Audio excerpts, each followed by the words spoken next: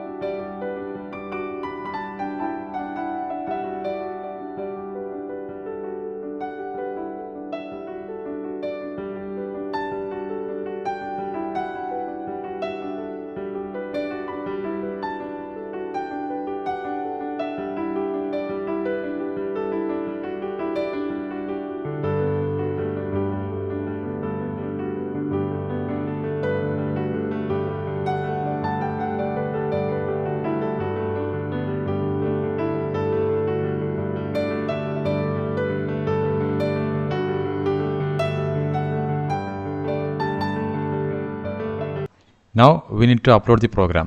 For that, connect the RP2040 board to your laptop. So before upload the program, press the boot button in the RP2040 board and then connect the cable to your board. Once you connect the cable, then release the boot button. Now we can upload the program. Now go to this drop down. Here you can see the port is already selected. Click on that. Now search for the board. The board name is Waveshare RP2040.